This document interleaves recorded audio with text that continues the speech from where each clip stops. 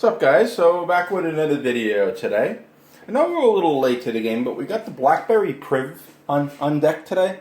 This is the T-Mobile variant. All right, so let's get to unboxing this and checking out a few things about it.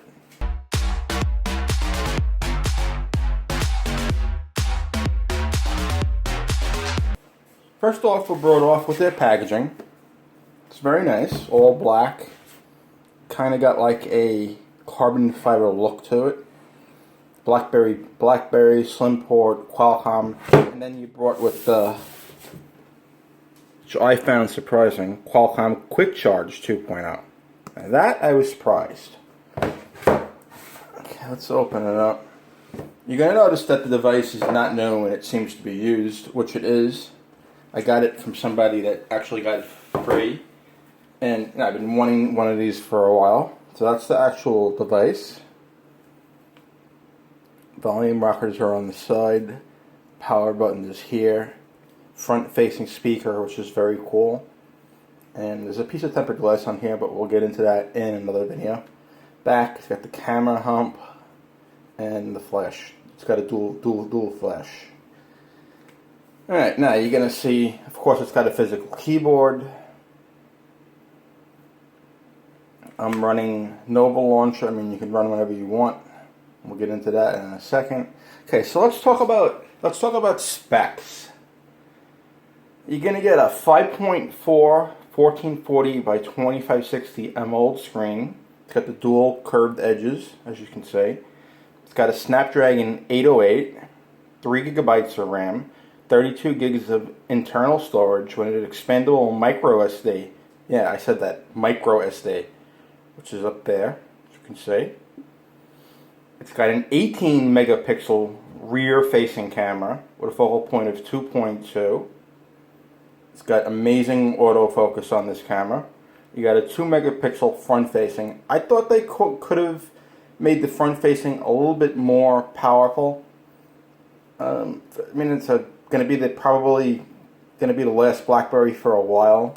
So I think they could have made it at least like a 5 megapixel, but you got your micro USB, that could have been USB Type-C.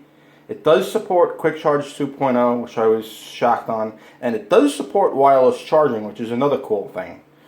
And it's got the slide-out keyboard, as we talked about. Now, Pro-wise, this thing runs stock Android 5.1. It's not the newest. It's not the oldest.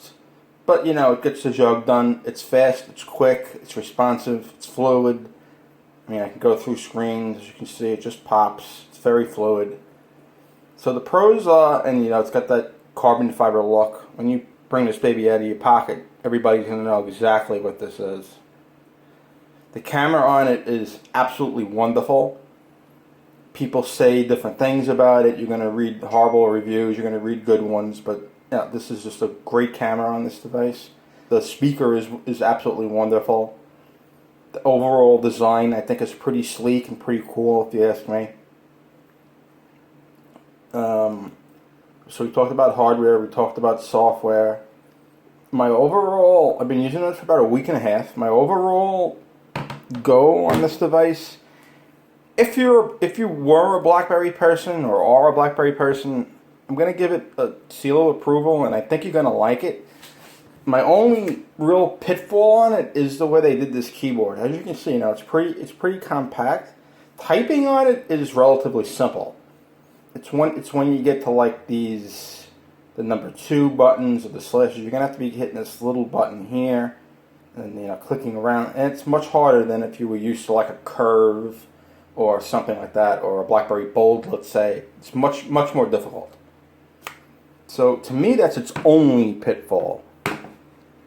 It uses, software-wise, it uses a BlackBerry Hub, which brings all the notifications into one spot. Basically, if you're used to using a BlackBerry, you don't need the Gmail app and such. I mean, if you do, you're going to wind up with double notifications. So you have to disable, you know, one or the other, unless you want double. No, that's up to you. So overall, you know, to anybody, again, you know, I think it's a win. the price is what kept me from buying it. This thing, I think, retailed at $650 or $700 retail. To me, that's too much for this, for an Android 5.1 device. That's just me. But I got it for a pretty good price. And, I'm loving it for the price I got it for. If I paid $700, I might not be so happy. Anyway, I hope this answers people's questions. If you got any more, just drop them down in the comments, and I'll do what I can. If you have any video requests, drop them down there, and I'll do what I can. Alright guys, so that's it for this short video unboxing, a little small review I'm going to give. Alright guys, drop me a like, share it around, show people. I got a site coming up, which is kind of secret. Maybe I'll show off some previews if you guys watch. Who knows. Alright guys, so as always, see you in the next one.